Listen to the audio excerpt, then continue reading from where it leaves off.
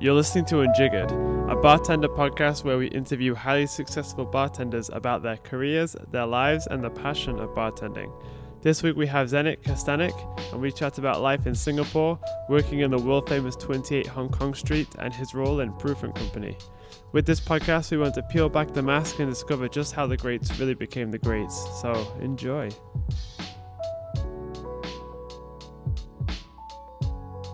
My name is Zdenek Kastanek. I'm a general manager at Proof & Company for Singapore, Macau, and Hong Kong, as well as a bartender at 28 Hong Kong Street. Although I don't pull as many shifts as I used to, still shake time to time with the team. Cool. Thank you very much for coming here to MO. It's fantastic to have the chance to talk to you today. We have a lot of ground to cover because you're a very interesting individual. Would you like to talk to us a little bit about what is it that you do? And then later we'll get into how you got to this position in your life.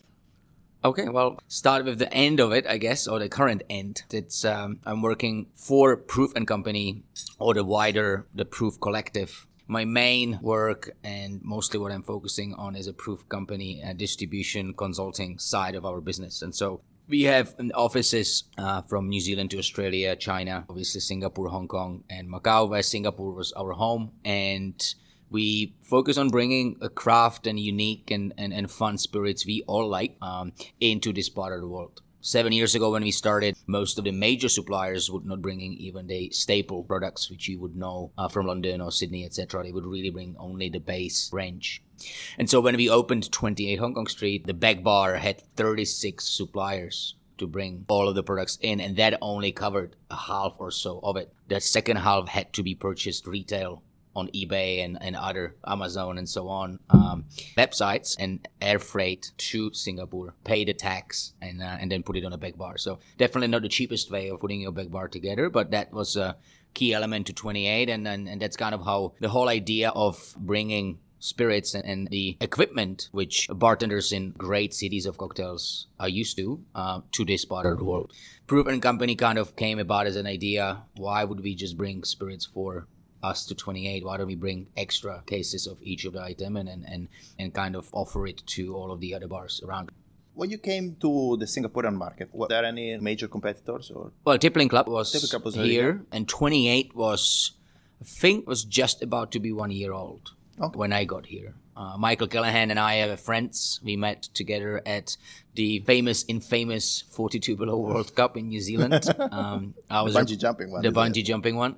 I was representing UK. I was representing United States, and we hit it off, and we became good friends, and had a good laugh. We were the first man standing in the morning and last man standing in the night. And being in New Zealand in such a competition, it's just it's hard to sleep. It seems like a waste of time, and so. From there, I went back to London. Michael went back to San Francisco. He moved a few months after that here, opened 28. And when 28 was probably a few months, 6 months old, we started talking about would I come over and help him out with 28 and with the team. And I said yes. And then so when I moved and when I signed the contract, etc., that's when the Proof & Company idea started to be on paper. And so the team here, the 3 founders that Michael briefed me on, and they thinking about doing something like Proof & Company, which was great and exciting because I was always kind of excited about any kind of education within our industry. And the idea of being part of a team at 28 and passing on everything I have learned through my career and opening an education-focused supplier of craft and niche spirits sounded great. I think it's very interesting to see where you are now, but I think it'll be also very interesting to see how you got this place. Do you have any memories about what got you into bartending? Or? Well, I don't have memories of it because I was very young. But I can assume that because of my dad being in the industry for a long time, he used to run small hotels in around Highlands, where I'm from. We do have I guess you can call it a ski resort where I grew up, but don't think of a big ski lifts and etc. It's more of a cross-country skiing and short downhill slopes. But he would be in that industry forever and ever. So I grew up running around the hallways and bars and restaurants ever since I can remember. So I guess that's left something in me. Again, growing up in a small town, just after the time when the Berlin Wall fell off, that kind of assured that I would grow up on home-cooked meals. There was no Deliveroo, there was no pizza delivery, so everything I would eat was home-cooked. And so, I always liked the idea of cooking. And so, as I said, my dad, being in the industry, he helped me out to get a stage as a chef apprentice. That was 1999. And I did 2 full summer holidays cooking in one of those little hotels. The beauty of it was that, if you go into a 5-star hotel as a junior chef apprentice, all you do is peel potatoes and garlic and you don't ever get to cook. Doing it in tiny hotel with 30 rooms, they don't really have much of a staff. So you actually got to the stove and learn how to cook. And so that was great. I worked my ass off, but I enjoyed it. And so that sparked the idea, go to culinary school. I wanted to be chef. And so I entered culinary school 2 years later. And at the culinary school, I met a duo, a father and son, who were part of the IBA, the International Bartending Association, the Czech chapter of it. And they kind of brought me a little bit deeper into the whole gastronomy world. The fact that they both, grew up in it, they had to be chefs, etc., but ended up in a bartending association, I guess, turned me into the bartending as well. And I was kind of torn because I loved cooking and I wanted to do that. So I did a couple of cooking competitions and I still, remained doing it throughout the school because A, we had to, but B, I liked it. But as well, I ended up with a shaker in my hand and try to explain 16, 17-year-old that you can work catering events and get numbers from girls. Or the other option is to sit in a dungeon in underground floors of a hotel peeling potatoes. 17 hours a day. It's pretty easy to guess where I ended up. And so that's how the whole bartending career started. And so that's Czech. And I graduated from the culinary school. Went to Prague, worked in Prague for a year. At that time, flair bartending was super in. If you were not doing flair bartending, you were not really considered a bartender most of the time. And after that year in Prague in a flair bar, I said I'd really want to go explore and travel. And so I decided to go to Australia. I did it with my dear friend, Aneta, a great girl. She was a great flair bartender at the time. And we just packed our bags and left, landed in Sydney, and 4 years of a great life in Sydney, working with people like George Niemek and Julian Cerna and Mark Ward and you name it. Meeting people like Jason Crowley or Jason Williams, who now I'm working with here with Improve. It was just a parade of mentors and great people. And so I've learned a ton. Ended up working in a bar called Bayswater Brasserie, which was at that time the oldest cocktail bar in Australia as far as we knew. And training part-time for Behind Bars agency, which was running the alchemy training program for Diageo, which was, I think at the time, was like four years in a row voted as the best training program in Australia. But I was 23. Only country I've ever visited was Australia. So I kind of got to the point of asking myself, do I want to sit here when I'm 40 thinking, damn, you only saw one other country, or do you want to go and see other countries and explore other cultures? And I was fortunate enough that my ex-girlfriend at the time planned this epic 3 months trip around Southeast Asia, and she wanted to do it all the way through the markets, etc. I was making a list of all bars and restaurants and everywhere I wanted to visit, and we gone through a silly list of Shanghai and Hong Kong and Bali and Gili Islands and Bangkok, you name it. Japan, all through the 2 main islands. And that was a great inspiration.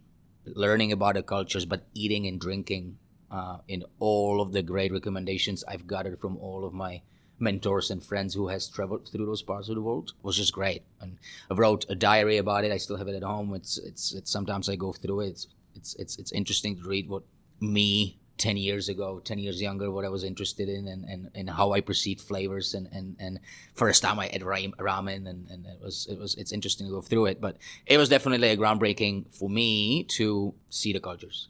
And at that time, Savoy Hotel was under construction and there was this place called Covades in London, which just opened and was right away awarded as the best new cocktail bar in UK. And so my kind of idea was I either gonna go to New York or I gonna go to London. That was the 2 places because living in Sydney, all you can hear is like Sydney is the new kid on the block. Well, who's the old kid on the block? Well, it's the New York and it's the London, right? So I was like, well, it would be amazing to get one of those after Sydney. And New York kind of proven too hard, but I didn't explore it as much either. What was hard about it? Was it the getting a visa process? No, I didn't even explore it that that far. It was more about looking into what I would have to go through and looking into being kind of illegal for a time being before you can navigate through. And not that I wasn't interested, I was up for it, but I was standing in Europe already, and this great, legendary Savoy hotel supposed to open. This is late 2008, early 2009. Yeah, okay. And so I started interviewing with Gorgeous Group, which was in charge of the whole reopening.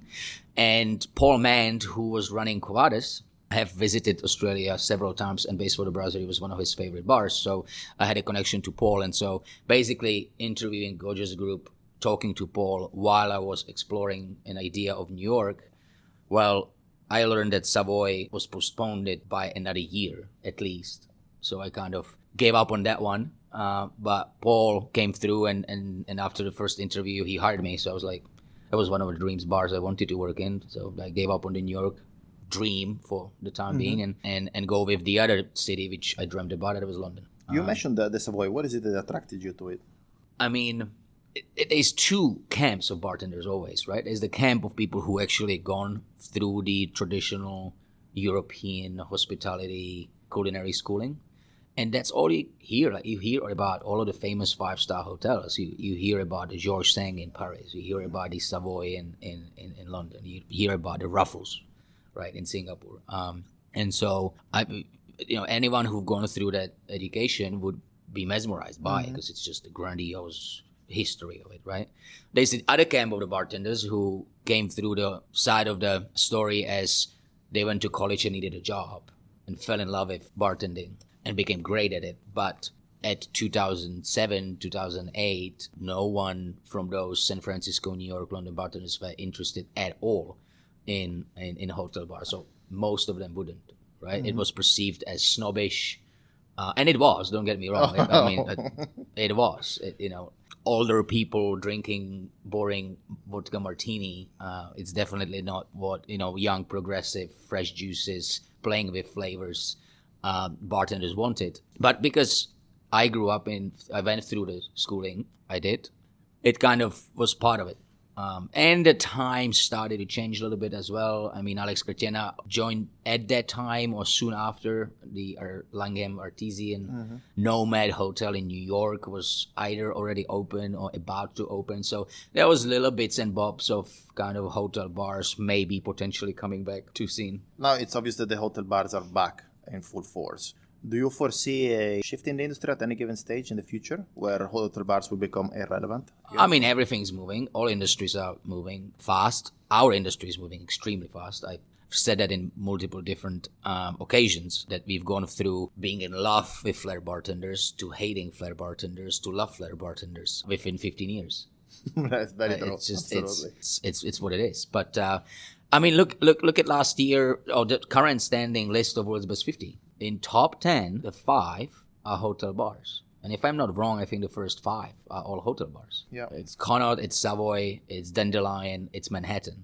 Yeah, there you go. So I don't foresee any fast shift from that. I think that it will remain for a couple more years, that hotel bars will be the front runners of our awards world. Does that mean that they are the pinnacle of all of the bars? No. In terms of how do you compare?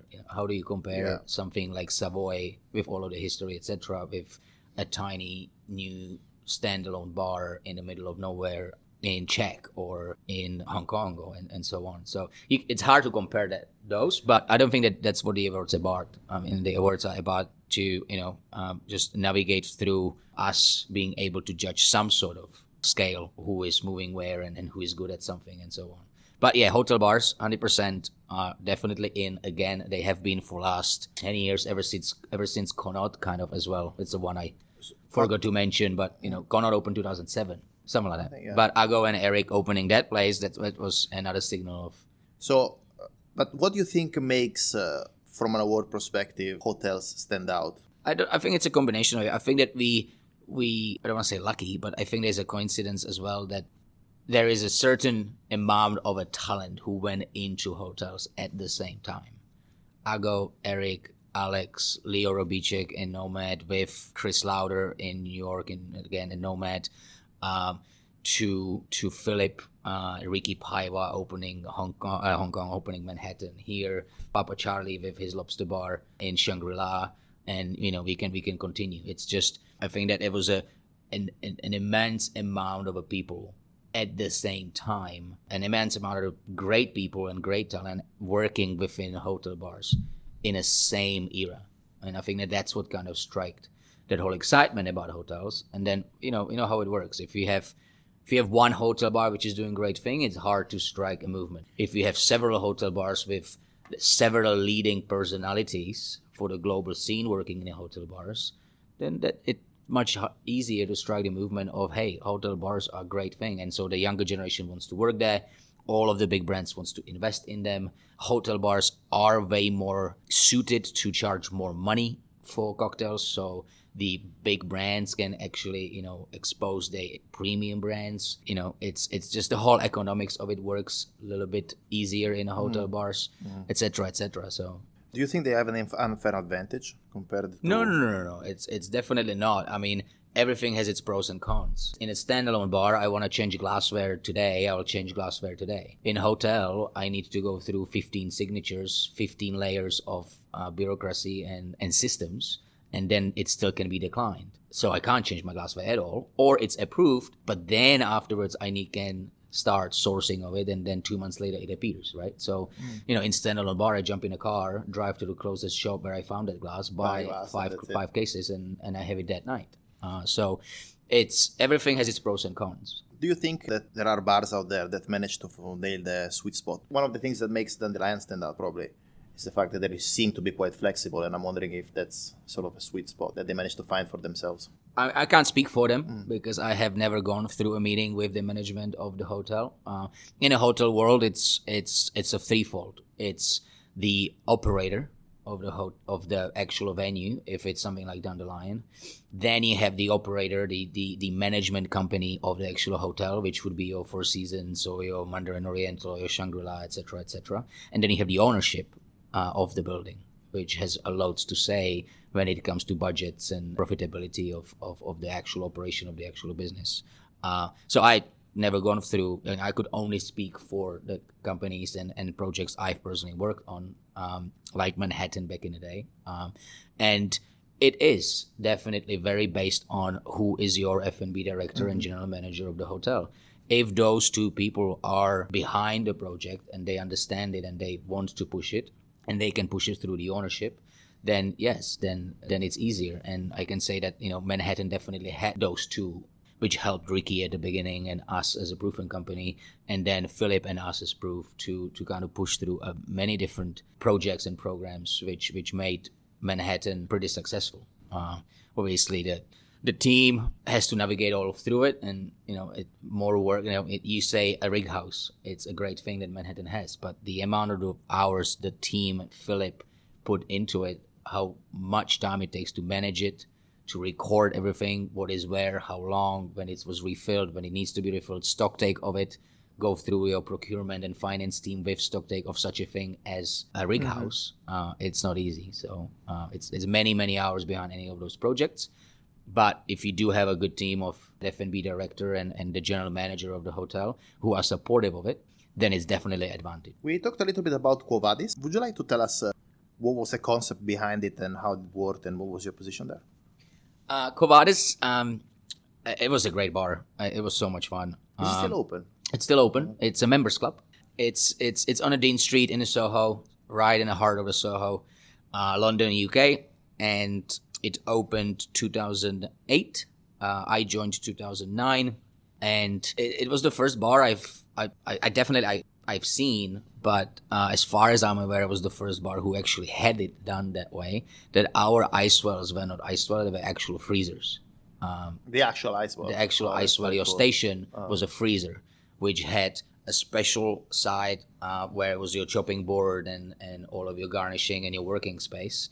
It had a speed rack on it, but when you look at it, you would have to open the drawer, and it was -17 freezer where we kept 7 different types of ice and all of the glassware and everything. And so, this is 2009, and you would order Negroni, it would come on a big block of ice every single time. Groundbreaking. You would order a gin and tonic, it would come on a big tube column ice, one big long tube which filled the entire highball. That was a big highlight of it. But in general, it was a members club, so it was a place where 2,500, I think, members by the time I left would go and enjoy their drinks with their guests. And the whole idea, or the one side of the reason why you would be a member in Quo Vadis, was that you would appreciate a fine drinking. So we always had new cocktail list every 6 months, and it was a big enthusiasm about that from members. It was always a big party about launch of the cocktail list and so on. What was the inspiration behind the cocktail list? Because 6 months each. It always varied, but it was always very based on classic drinks with our own twist, which by now it seems overused and is a common word. But classic with a twist at that time, 10 years ago, wasn't as common thing to do. I think they're coming back though, aren't they? I think we're moving, as you said, like this shift you mentioned with the classic bartending flair, loving flair, hating flair. I think now it's started with twist and classics. We went through the roof with super weird ingredients, and now I think we're going back to... Yeah, I think if you look at it from the perspective of how much can one invent, there is loads of people like Matt with Scout and Luke with Dagger and Tippling Club and with Andy Loudon, and it's those people are focusing on recreating, reinventing the wheel, coming up with new ingredients, is coming up with new substances, new textures, etc., and it's great. But I think that we moved into that there is a very certain group of people who do that, and there is a generation of younger bartenders who aspire to that and wants to do it, and it's great. But then if you go the everything else, I mean, what wasn't invented? I mean, on the end of the day, even if you look at the chef's world, they are not inventing really new style of pasta in the Italian world. They're using the traditional pastas, what they have, but they always season them, always prepare them, plate them differently, and I think that. That's the beauty of it, and I think that we're getting into a phase in the world in the bars where no matter what you do, if you're an experienced drinker, you look at the drink or what it's served in, what it's made out of, and you would be able to kind of pinpoint what is the classic cocktail behind it, right? And so I think it's natural. I think it's good, and I think it's something what if you want to run a bar where customers feel comfortable and they then start trusting you, and they want to explore stuff which you have under the table, or a one-off or two-offs on your cocktail menu which are a little bit different to what normal cocktail would be. I think that it's the best way, not you need to, but the best way to start with is to get them drinks which they will understand. They will be able to grasp to DNA and the idea behind it, and they will like it. So they have 2, 3, 4 of them. And then, they become irregular, and then you can start testing them on a little bit crazier stuff. How long have you been in Quo Vadis? You said a couple of years? 2009, whole way until 2012. So like three and a half years. 3.5 years. That's a remarkable amount of time. I was always fan of not jumping. So if I look at it, I've been in the industry since the apprentice thing, 1999, but... if I look at it, when I actually started working after school, that's 2005. I worked in one bar in Prague. I did loads of part-time jobs around Australia, but my 2 main bars which I worked in was Hugo's Bar Pizza and then a Base for the Brasserie and Lincoln in almost 4 years. So that's 3. Then I moved to London, that was 1. And then I moved to Singapore, it was 1. So in my 13 years of career, I worked in 6 bars, which I don't believe it's a small amount. I think it's a good amount, but I was always a fan of, I believe that it's hard to really understand and grasp what you've learned, and did you get everything out of the place you worked for, and did you leave everything you could for the next generation? If you stay 6 months, if you stay even 12 months, it's short. So 2, 3, 4 years in one place is definitely, I believe, way more powerful. It has a bigger impact on your career and on you as a human being, as a bartender, than keep jumping around. Agreed. It's a bit of a niche in our industry, like the fact that there's a lot of people jumping ships, but there is a strong value into, as you said, contributing to the place where you are. So what made you think that Quo Vadis adventure was was about to finish when you decided to move on? Oh, it was very natural. It was, as I said, 3.5 years or so. We have pushed the beverage program to I want to say limits in general, because there's no real limits, but we pushed it to the level where the ownership was comfortable with. And so on the end of the day, it was a members club. It had a restaurant. It had the members club rooms and private dinings and then pool room and library, etc., etc. So the beverage was a focus for the property, but to the level we took it to after the several years of great people who worked there, as Paul Mant and Marcis Zalzenes, who was just with us in Singapore yesterday at Tippling Club. All of those great bartenders took it to a level where it needed to be, and where the ownership was happy with to see it at that level, and they were not interested in rolling it anywhere further. And so it was just a natural movement where we sat down with the ownership, and we said, look, this is what it is. And I gave them 3 months notice, and that was the first time in my life I had no job planned. And that was the time where I started talking to people after a month and a half of the notice. I kind of started letting go the word a little bit into the world. And then I was super excited to see what was coming back. One thing particularly, Mr. Arijit Bose from India came up with this idea of me moving to India for 6 months and creating a training program for leading hotels in India. So Four Seasons, Oberoi, Taj. And that was something completely out of the world, something I have not ever think of at all. Moving to India for 6 months. I always wanted to visit, but going there and living there and training bartenders was never in my wildest dreams. And so I said yes. And I moved to India for 6 months. Where in India? All over. So wow, that's it remarkable. was Delhi, Agra, Mumbai, Pune, Bengaluru, Chennai, all of the major cities.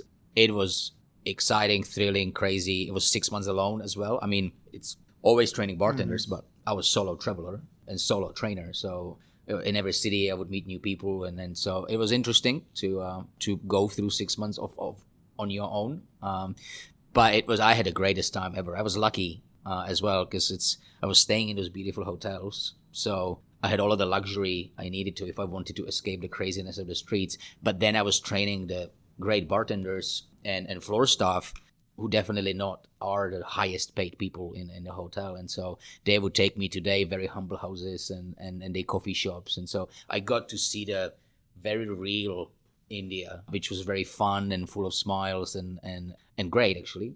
But when I needed to escape it, because there was a little bit of a culture shock for a Central European Czech man, although I have traveled a little bit of the world, it was still a little bit of a culture shock. So when I needed to escape a little bit, I had just this, beautiful, comfortable room with great bed in Four Seasons and so other hotels. So it was great. So you worked for 6 months straight, no break, I guess. Straight. I had 1 week off because my now wife Melody have came to visit me. So I had 1 week off, but besides that, no days off, and it was not needed. I mean, it was just so thrilling and exciting. My job was basically twofold. No one would understand a traveling bartender training. So during a day, I would do, the training was broken down into two. It was early morning till lunch, was a hospitality and modern hospitality and what does it mean to be a host and bartender. And afternoon was modern technique and bar tools and how to use them. And it was always a full day for the same group of trainees. And in the evening, I would put on a suit, and I was the ambassador for Grey Goose. So in the evenings, it wasn't every evening, but most of them I would go to different fashion shows and events, and they would just parade me around bars to kind of shake hands and talk to bartenders and keep drinking martinis. So it was a full day. So it was 7 a.m. up and most of the time midnight, 1 a.m. down. But it was great fun, and the energy. You know how it is, and it's not that you don't want to. It's not that you are not excited. If you live in London and there's all of the ambassadors living there, and you have training sessions, 15 of them every week, and etc. It's not as exciting. But going to somewhere like India, and this is again 2012. Going to some places like India where they don't get to see that often, it's just, you soak so much energy from it. because they're just excited to see you. They want to listen to you. You get to the very funny situations where people sit there smiling at you. They have no idea what you're saying because they don't speak a word of English. But I guess they just watch you how you make drinks and so on. So it was a couple of very hilarious moments. But it's, as I said, the energy of the people who are very exciting that they had opportunity to meet someone from outside India was great.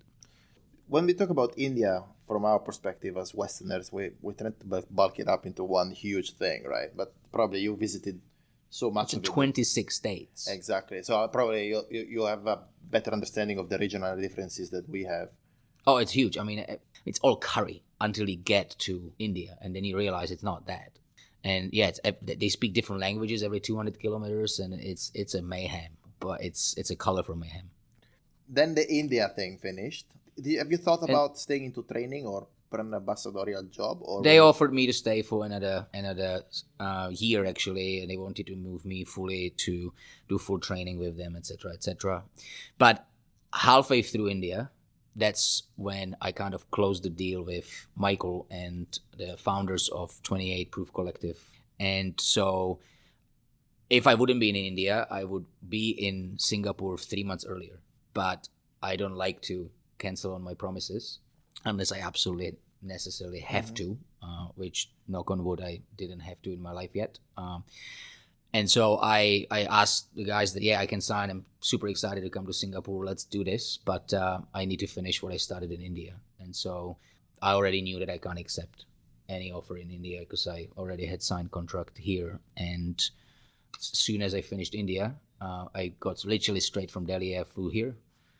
We did 2 weeks of first planning. And then I flew back to UK, which I haven't been to for, at that time, 7 months. I still had my room and everything in there. Were you still paying rent? Yeah. I had a Roman Fulton at that time staying in my room. Okay. Because he needed a place to stay. But there, within 2 days, I closed my bank accounts. I packed everything and put it on a boat, ship it to Singapore. Took another plane, flew to Miami. Did the same thing within 4 days to pack my wife now, Melody, and then put it on a water and put it on a boat, ship it to Singapore, and then we both flew quickly to see my parents in Czech because I haven't seen them for quite some time, literally for 2 days, and then off to Singapore. How did you get to meet your wife? If she ever will listen to this, she will laugh because we both have a very different story. Okay. But the bottom line we agree, the bottom line we agree on is that it was in Puerto Rico. Okay. I was there for Bacardi Legacy 2012 one, representing UK again. And she was there for a random holiday with her friend. And we stayed in the same hotel. And between the semifinals and the grand finale, we had a day off. And so we were all hanging out by the pool, and she was by the pool with her friend. She ignored me for 2 hours. I was trying to impress her with my swimming techniques, and she ignored me for 2 hours. But then I finally caught her that she looked at me, and that's rest is history. And we've been married now for 3+ years. What does she do? She is many things. She was a makeup artist, lifeguard. She did a fair bit of stuff, but she was pretty damn successful makeup artist for a renowned company of makeup in the United States. And then when she moved over here, she was looking into getting back into it here, but it was just a very different style of hospitality and makeup and so on. And she became a friend with a guy who opened a little boutique gym here. So she had a little bit of a fitness career running a boutique gym here. Then she helped us with opening our own retail store, which is EC Proof, when we added that to our portfolio as a company. And now she's starting her own little business, and she just finished successfully her first couple of projects. She moved to Hong Kong. She's based in Hong Kong. So we'll see what comes out of that. But she departed to that whole entrepreneur world. So we'll see. Is she into drinks as much as you are? Or? She likes to have champagne or anything sparkling. That's a good start. Anything sparkling.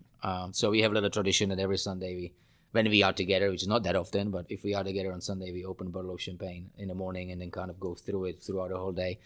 But yeah, when I met her, she was a vodka soda girl, and she has gone through the period of drinking Negronis and old fashions.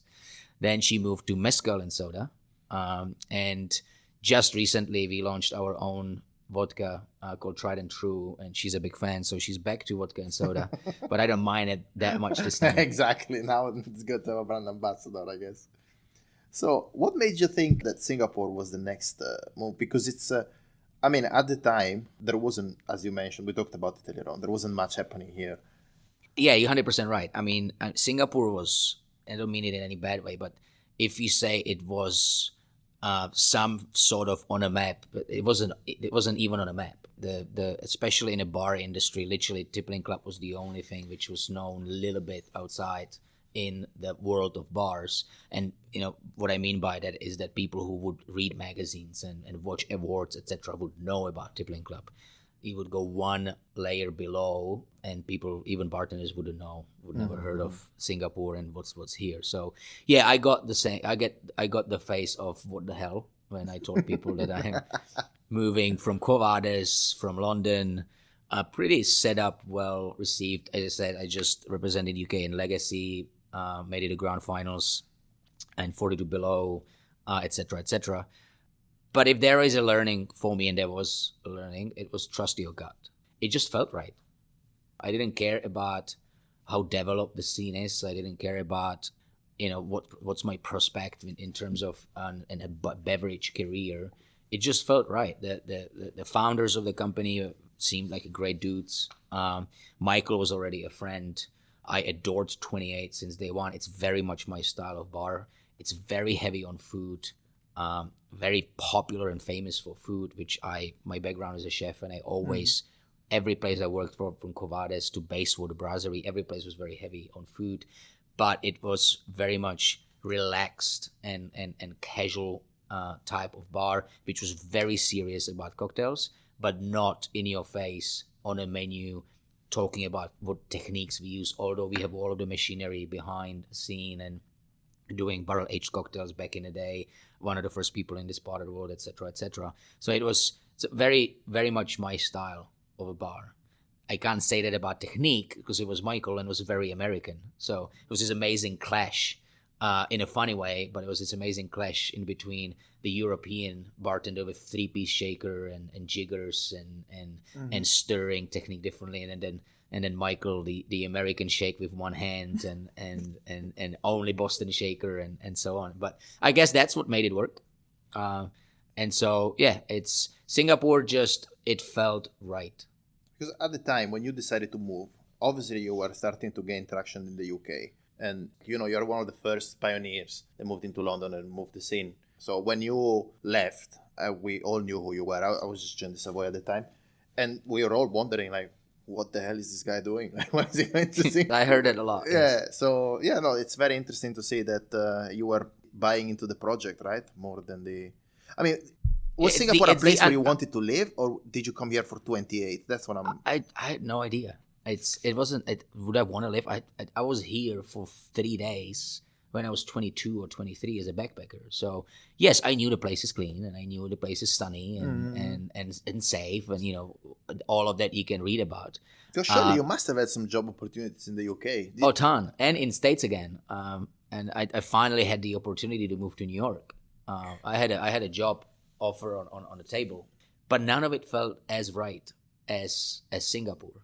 But at the time, Melody and I were already serious. And so I called her and I said, look, I ended up moving to America, and that's what we're doing. We might have to move to New York, or I move you to the other side of the world, to Singapore. And she was straightforward and said, look, ever since I met you, we started traveling together. I want to travel more. So screw New York. Let's move to Singapore. God knows where that is. And so we did. Was it difficult to acclimatize to this? Because this was the first time you full-on lived in Asia, right? Yeah. Never lived in Asia before. I traveled around for 3 months before, so I had a little bit of an idea. The Sydney, central part of Sydney is very Asian, so I had to go to school in Sydney the first couple of years because I was on student visa.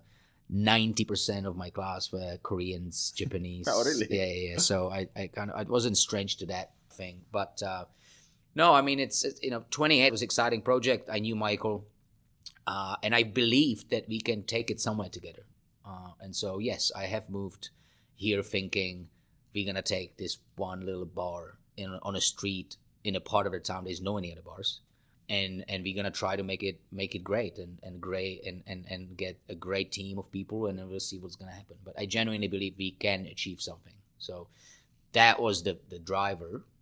But I wasn't thinking about we're going to win awards, or it wasn't that. It was just the genuine excitement of moving somewhere where it's new. The team of the guys, Jeremy, Peter Chua, all of those guys were just excited to be part of 28 as well. So I was like, if I can join a team like that, it's going to make me happy. And the prospect of project as a proven company was exciting, although on a paper only, and we didn't know what's going to happen with it. So it's intangible. It's hard to explain, but it just, in your gut, if it feels right, I would always choose that if you can. It's a different story if you have 2 kids and wife and you need to feed a family. I didn't, right? So I had the luxury of making decisions based on where my heart was. Traveling is becoming such an integral part of what we do, right? Yes. In terms of bartending nowadays. And you've got more and more people traveling from one country to the other. What were the initial issues that you had here in Singapore, and how did you overcome those? As an advice to people who move to other countries at a very early, or maybe even at a later stage of their career, and they find themselves in situations that perhaps they were not expecting. I mean, it might sound abstract or not really direct, but you just keep in mind that you're moving to someone else's country. You're a guest. Wherever you're moving to, you're a guest. It doesn't matter that you are a great bartender or a great hotelier or great restaurateur from the big cities and you're moving to Cambodia. It doesn't matter. Be respectful to the culture. Be respectful to those people. Go there with a mindset of, yes, I know something, but you guys obviously know your part as well. And I'm willing to share everything I know. And I'm hoping that you can learn something from it. And then we can have a dialogue about how we use it and how we move forward. Rather than coming in and saying, I know everything because I'm from the big town. You're obviously a third world country. And therefore, you got to listen. Okay. It's not, that's not the approach I believe you should take. And so coming in humbly as a guest, always be grateful for being able to be the guest, because it's not given that you get visa anywhere and that people welcome you to the community. That's not given, and I think that's a good start. I always believe that when people ask me what advice would you have to give to bartenders where they should start, I always recommend one book, and that's written by Robert Fulghum. It's Everything I Need to Know I Learned in a Kindergarten. It's a tiny book. It's like 200 pages. You will read it within 3 hours. Has nothing to do with bartending, but it goes through a very basic human being skills and behaviors and the way how a good person should be raised. That when you finish that book, you kind of be like, okay, I mean, if you follow these, you are a good person. And I believe that you can't be a good bartender if you're not a good person. Because if you're not a good person, you can't be a good host. And so being a good person to start with, and that would follow through that that you need to be grateful to your hosts, which is the country you are moving into, and everything else would fall in a line. Do you have any regrets about moving to Singapore? Would you have moved to the US or? Oh, no, not at all. I mean, it was a hard, long 7 years, but I believe genuinely that we built something what we all had fun with to build. I married my wife throughout those years here, which is a great memory. Singapore for me forever will be the place where Melody and I said yes to each other as engagement, and then got married in Italy. But we were living in Singapore when that decision was made. 28 has gone from small bar in a side of the road where no any other F&B outlets were, through all of the hard work of Michael Callahan and his team, and then me joining later, gone to be I think with High Five, the only bar who still holds the cheese plate from Tales of the Cocktails. We have 2 of them. We've been on the world's best 50 list ever since we were born. So this year, if we make it this year, it would be 8th year in a row to be in the world's best 50, etc., etc., etc. And seeing Jeremy Chua, Peter Chua, cousins, seeing someone like Ronan and Rena, seeing the amount of the people who, Brandon, who is now in Operation Duggar, and you name it, seeing all of those people who have gone through 28 and now they have their own great careers and doing great things in our world, in our industry. It's probably the biggest award one can get. So you mentioned Proof. It's very interesting, the relationship between the distributors and the bar itself. At what stage did you guys realize that the actual distribution could take real shape and become the company that it's now? Proof was born out of necessity for 28. Because we were shipping retail priced product from United States to Singapore to put it on our back bar, the whole idea of starting a distribution came about. And because we saw the enthusiastic groups like Jigger and Pony starting to popping up and Cuffling Club, etc., we knew that we kind of hoped and guessed that there will be demand for it. And so that's where the idea came about. But we always kept it very separate. And so until today, and I think it always remained that way, 28 is its own standalone on its own business. It's its own registration number, everything like that. And 28 buys products from Proof & Company for same prices as anyone else. Is no differentiation in between Manhattan or 28 or Atlas or Bar Stories. Everyone's having the same price point. Goes to the point where the bar manager sits down with either me or one of the client relationship managers and has a discussion about, hey, these guys are supporting us in a different way. Are gonna have to use those products from now on, and Proof & Company has to work hard to earn the spot within 28 back bar because there is a competition out there. Loads of people bring loads of good products now these days. Yes, first couple of years it was really majors and us, but now you look around and there is loads of small craft distributors and importers, and they all have same passion as we do. Have you ever thought about opening another 28? We definitely get many people asking us that. I don't think it's a reason to say any number of how many offers we got, but I think my opinion is one thing. The founder's opinion would be the one which counts. I can't speak for them, but I do believe that they want to have 128 and one and only.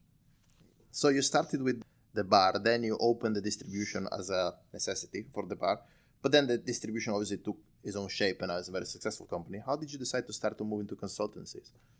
I mean, consultancies was always part of it. The whole business idea was to open a distributor which will be disruptive. If you look at it from the perspective of distribution as a whole, how it works hasn't changed for decades. I mean, it's buy a box of a product and resell a box to someone else of the product. That's what merchants been doing for centuries. You put a margin on it and that's what you do. So Proof & Company was born based on being disruptive, and that's where instead of sales team, that's where we have the creative team. Instead of having minimum orders, that's why we say no minimum orders.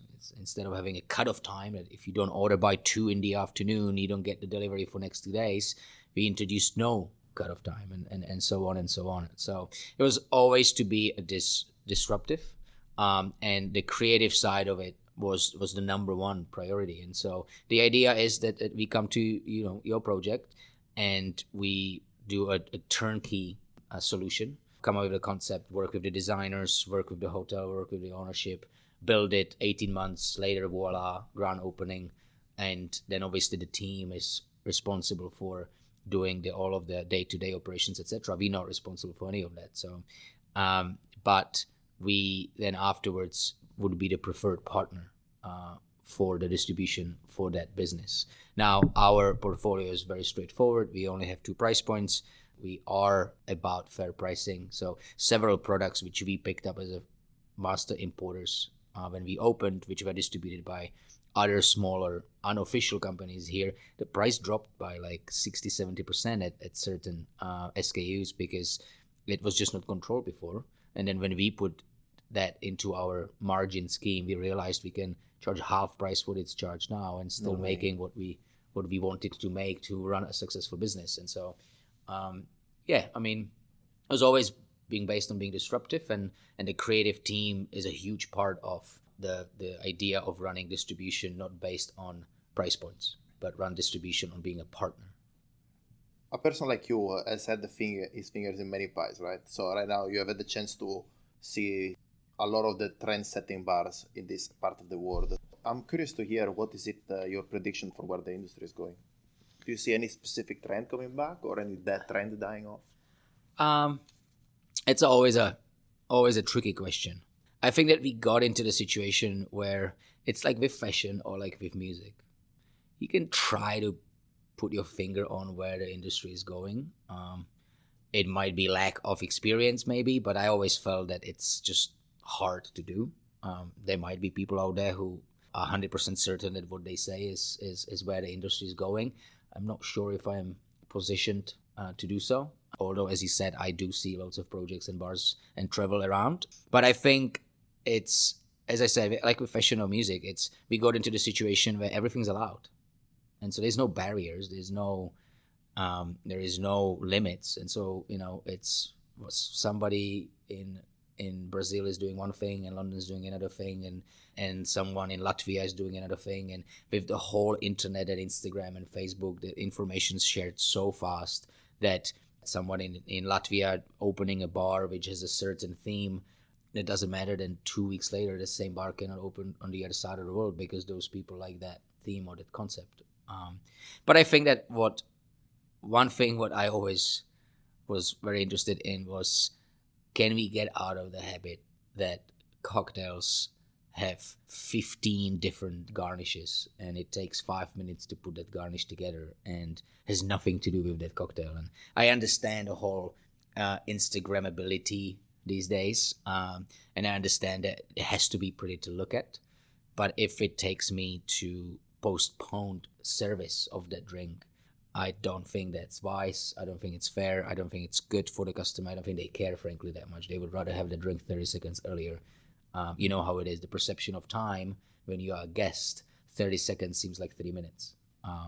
And so, I think, and I can see that trend is going down a little bit, which I'm pretty happy about. What I would like to see, and I think we're going to get there soon. I don't know if it's going to be this year, but what I would like to see is the whole holistic thinking of the customer is a guest and they are there to have fun. And we need to earn their trust first before we should be hitting them with our newest inventions and our deepest knowledge and so on. It's okay to share all of that with your guest. And you should have all of that knowledge. You should be educated in your industry. But there's a big difference in doing it to every single guest rather than really earning your trust with a person who sits in front of you before you jump that gun and the war on speeches about what's in the drink in 5-minute monologue. That doesn't mean that it has to take you months to create a relationship. If you know what you're doing, buy a drink 4 or drink 3, you can have that trust. But it needs to be wanted from the guest side. Otherwise, it's completely losing the point, and the guest is only being polite by trying to pretend that they're listening to you, rather than they say, hey, I got an hour with my buddy who I haven't seen for a month. I don't frankly really care now about the ABV of the whiskey for me. Cool. So I think that covers pretty much everything. There is a question I ask everybody on the way out, and that is, if you were to choose the last drink of your life, what would the drink be? That's very simple. That would be a very large, very cold, with big head pint of any type of beer, but preferably Pilsner. There you go. Fantastic. Thank you very much for your time, Zdenek. It's amazing talking to you. Thank you very much for having me, and hopefully out of this gibberish talk, someone can get anything out of it. So. I'm sure From my side, I mean. Thank you very much. Ciao, ciao. We hope you enjoyed our interview with Zdenek. You can find more content from us on YouTube and Instagram, where we post our #Classic Tuesday videos every Tuesday, where we show you how to make classic cocktails in less than a minute. We are Unjiggered_media on Instagram, and you can follow our personal accounts at mmariotti89 for Michele, Alex J. Murphy for myself, and Adrian Bessa for Adrian. Thank you for listening.